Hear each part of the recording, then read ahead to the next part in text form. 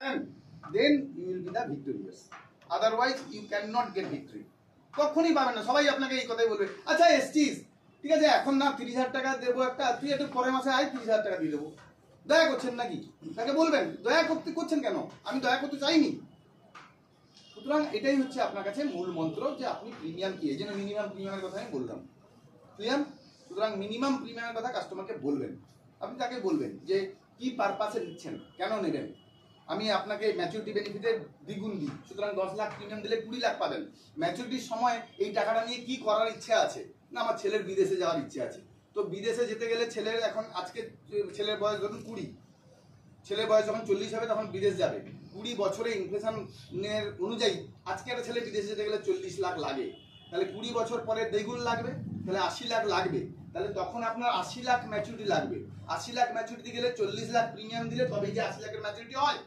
তো 40 লাখ দিতে গেলে পার মান্থ 4 লাখ করে দিতে হবে, পার ইয়ার 4 লাখ করে দিতে হবে আপনাকে, বোঝানোকে। তাহলে ও বুঝবে সত্যি তো ঠিক বলেছে। তো এখন হয়তো টাকা নেই, ঠিক আছে চেষ্টা করছি, দেখছি দাঁড়া। আর 4 লাখ থেকে ও যদি কমেও দেখবেন 2.5 লাখে এসে থামবে। তারপর বলে আসবেন যে 2.5 লাখে ঠিক আছে করুন, এখন টাকা নেই, পরে এই গ্যাপটা কিন্তু আপনাকে মেটাতে হবে, সুতরাং পরের বছর একটু বেশি করে ইনকাম করার কথা ভাবুন। এমন ভাবে বলবেন, আপনার পজিশনিংটা এমন হবে বা এমন ভাবে ওর সঙ্গে মিশে কথা বলবেন, আপনি ওর ফ্যামিলি ফ্রেন্ড, ওর সমস্ত সমস্যার সমাধান করতে আপনি এসেছেন। এটা যতক্ষণ না একজন অ্যাডভাইসার হিসেবে নিজের আর্গুমেন্ট তৈরি করছেন, লোকে আপনাকে রেসপেক্ট দেবে না, ট্রাস্টও করবে না। কথা বলতে বলতে আপনি তাকে বোঝাবেন যে why I am talking this, এটা যতক্ষণ না তাকে বোঝাতে পারবেন ততক্ষণ সে কিন্তু আপনাকে ওরকম ভাবে একটা এজেন্টের সঙ্গে সমান মনে করবে। ওই তো একটা এজেন্ট যেমন আসে, সব কোম্পানিরই আসে, ও এসছে, এর সঙ্গে একটু বেশি পরিচিতি আছে তাই 30,000 করবো, আর বাকিদেরকে ভাগিয়ে দিয়েছি। বোঝাতে পারলাম? সুতরাং এটা কিন্তু সবসময় মাথায় রাখবে। সুতরাং আমাদের এলিজিবিলিটি কন্ডিশন ক্লিয়ার। নাও বেনিফিট। বেনিফিট আমরা অলরেডি বলে দিয়েছি। দেখুন, প্রথম কথা হচ্ছে 50 বছর আমি লাইফ কভারেজ রাখছি। আমার রেসপন্সিবিলিটি কতদিন, লায়াবিলিটি কতদিনের? মাত্র 10 বছর। সুতরাং তাকে বলুন 10 বছর কষ্ট সৃষ্ট করে দিন, তারপরে জিন্দেগি ঝিঙ্গালালা, তারপর সমস্ত ব্যাপারটা আমার উপর ছেড়ে দিন। সুতরাং 10 বছরের লায়াবিলিটি, এটা একটা ইউএসপি আমাদের, যে ভাই তোমাকে 50 বছরের লায়াবিলিটি ভোগ করতে হবে না, মাত্র 10 বছর তুমি দেবে। কারোর যদি সেরকম দরকার পড়ে 8ও বলতে পারেন, এটা আপনার ইচ্ছে। ক্লিয়ার? সুতরাং 1 নম্বর হচ্ছে গিয়ে লায়াবিলিটি কম দিনের, লিমিটেড লায়াবিলিটি। সেকেন্ড হচ্ছে সবচেয়ে বেশি, আচ্ছা 60 বছর বয়স্ক লোক মরবে আগে না 30 বছর বয়স্ক লোক মরবে আগে? তাহলে বেশি বয়স্ক লোকেদের ইন্স্যুরেন্স নেওয়া উচিত না কম বয়স্ক লোকেদের ইন্স্যুরেন্স নেওয়া উচিত?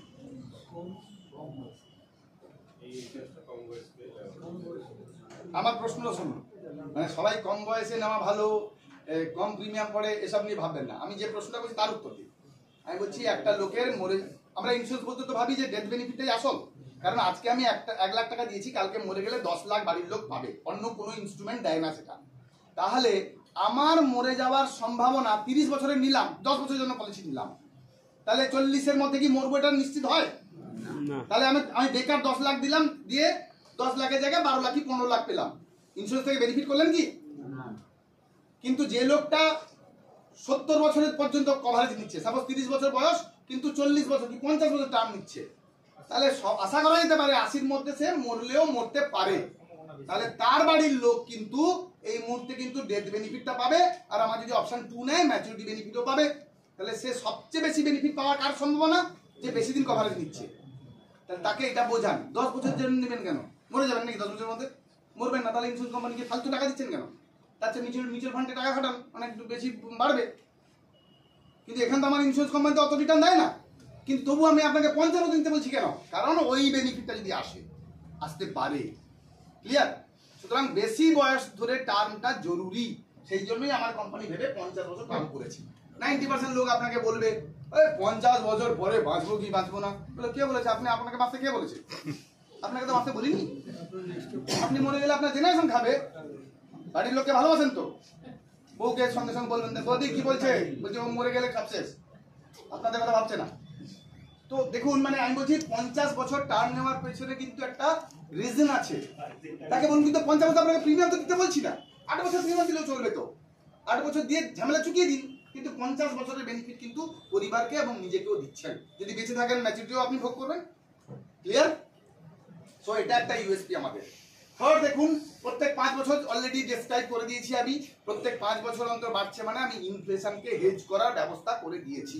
সুতরাং প্রত্যেকটা মানে প্রতি 5 বছর অন্তর আপনি জানেন এক্সট্রা টাকা আমার কাছে আসবে, যেটা দিয়ে আমি ইনফ্লেশনকে হেজ করতে পারবো। ক্লিয়ার? আর একটা যেটা সবচেয়ে দেখুন, লামসাম ম্যাচুরিটি। আমাদের ম্যাচুরিটি কত হয়? Whatever premium you have paid তার জাস্ট 200%। সুতরাং আপনি 10 লাখ দিয়েছেন, 20 লাখ পাবেন। সবাইকে বলুন যে 10 লাখ টাকা দিয়ে এলআইসিতে এমন কোনো পলিসি দেখেছেন যেখানে আপনি সাম এশিওর আপনার আছে গিয়ে মানে 200% নেই। সুতরাং আমার কিন্তু এখানে কিন্তু ম্যাচুরিটি কিন্তু আপনি 200% পাচ্ছেন। দিয়েছেন 10 লাখ, এতদিন ধরে 35 লাখ মানে সার্ভাইভাল বেনিফিট পেয়েছেন, আবার ম্যাচুরিটিতে গিয়ে যা দিয়েছিলেন তার আবার দ্বিগুণ নিয়ে নিচ্ছেন। সুতরাং সমস্ত দিক থেকে সে কিন্তু ভাববে সত্যি বেনিফিটেড হচ্ছি আমি। সুতরাং 200% আপনি যা প্রিমিয়াম পে করেছেন তার ম্যাচুরিটি বেনিফিট পাচ্ছেন। এটা হচ্ছে আমাদের ইউএস। ক্লিয়ার? আর সঙ্গে আপনি আমাদের এই এলটিআইপি একমাত্র প্ল্যান যেখানে আপনি রাইডারটাকে অ্যাড করতে পারবেন। তাকে রাইডারের সঙ্গে জুড়ে দিন, তাহলে বলবেন আপনার ফুল প্রুফ একটা প্ল্যান হলো। এবারে দেখুন, আপনারা পজিশনিং এর কথা জানতে চাইছিলেন যে এই প্ল্যানটা নিলাম 50 বছরের জন্য নিয়েছি। 50 বছর নিয়েছি মানে কি, আমি কিন্তু তাকে বলবো অনেক প্ল্যান একটা, আমি অনেক লোকের কাছে গেছি যখন তারা বলে এই তো এই যে এইচডিএফসি থেকে একটা করেছি, একটা এই ম্যাক্স থেকে এসেছিল, অনেকগুলো আছে দেখাই, দেখো দেখো দেখো কি কি আছে বলে 5, 7টা 10টা প্ল্যান বের করে দেয়। প্রত্যেকেই কিন্তু ওই একটাই অসুবিধা এসে করেছে। সব জায়গায় যেই এসছে তাকে বলেছে তোমার সঙ্গে পরিচিতি আছে, আচ্ছা এটা ছোটখাটো করে দাও। সবাই এই ছোটখাটো করে করেছে। তাকে বলুন এতগুলো প্ল্যান করার দরকার নেই, একটাই প্ল্যান করবেন যেটা আপনার পরিবারকে টেক কেয়ার করবে এবং আপনাকেও টেক কেয়ার করবে। তো এই প্ল্যানে দেখুন আপনি সারা পরিবারকে কিভাবে আমি টেক কেয়ার করছি, 3 জেনারেশনকে আমি টেক কেয়ার করতে পারি এই পলিসিতে। আমি আজকে আমার বয়স, আমার যখন বাচ্চা 0 বছর বয়স মানে জাস্ট জন্মগ্রহণ করেছে, সেই বাচ্চার নামে যদি এই পলিসিটা নিই 50 বছরের জন্য মনে করুন, তাহলে আমি আমার বাচ্চার 0 বয়সে আমি প্রিমিয়াম দিচ্ছি, 10 বছর আমি প্রিমিয়াম দেবো। এই 10 বছর প্রিমিয়াম দিয়ে বাচ্চার বয়স যখন 18 ততক্ষণ না হচ্ছে, টাকা কে পাবে? তাহলে বাবা পাবে। তাহলে আমি বাবা হিসেবে আমার বয়স যখন 30, আমার বাচ্চার বয়স এখন 0, তো 30 থেকে আমি 18 পর্যন্ত মানে আমার যখন 48 তখন পর্যন্ত কিন্তু টাকাটা ভোগ করবো আমি। তাহলে আমি একটা জেনারেশন ভোগ করলাম। এইবার যেই মাত্র আমার ছেলের বয়স 18 থেকে 19 হয়ে গেল, এবারে আমার ছেলে পেতে শুরু করবে। তাহলে আমার ছেলে কিন্তু 18 বছর হয়েছে, তাহলে আরো 32 বছর বাকি, তাহলে আরো 32 বছর সে পাবে। 32 বছর যখন পেলো সে একটা জেনারেশন, এবং 32 বছর পরে তার বয়স কত হবে?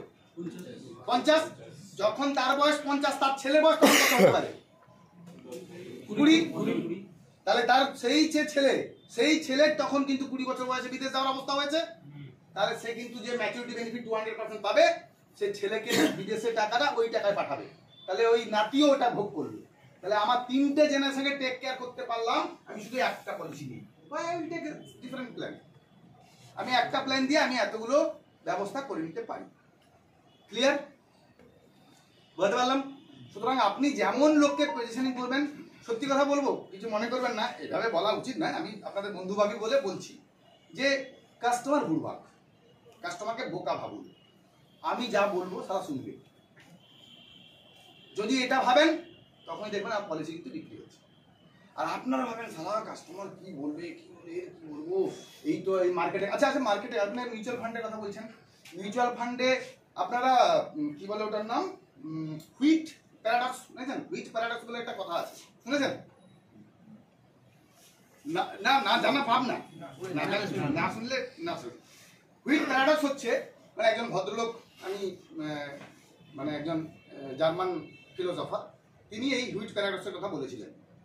আপনারা আজকে যদি আপনাকে একটা প্রশ্ন করি যে মানুষ যখন অসভ্য ছিল তখন ভালো ছিল না এখন ভালো আছে?